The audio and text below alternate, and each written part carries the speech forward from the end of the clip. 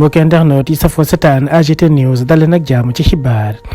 gannaaw Malick Gakou ak le président Ousmane Sonko Déthié Fall moom itam nee na fas yéene naa def nemmeeku tour ci diaspora bi gannaaw ba nga xamee ne Ousmane Sonko moom mi ngi wër Sénégal Malick Gakou itam feelu ko moom kii di Déthié Fall nee na itam dina def nemmeeku tour waaye du ko defee fii ci Sénégal day dem wër ci diaspora bi daal di waxtaan ak ñoom mu mel ni nag ñoom ñëpp ñi ngi jugandoo fas yéene songu le président Macky Sall di ko sot gu métti ngir daal di xamal képp koo xam ne rek yow da ngaa dese woon yeewu ci li nga xam ne Macky Sall mi ngi koy def ci réew mi la nga xam ne loolee la nekkee mooy li nga xam ne nag Ousmane Sonko initié na ko Malick Gakou daal di koy feelu waaye nag Déthié Fall mi nga xam ne bopp la ci biir Yewwi Askan Wi formé woon intercoalition Yewwi Wallu moom itam dugg na dans la danse fas yéene dem ci diaspora bi daal di leen rencontré xamal leen président Macky Sall li mu nekkee ci Sénégal.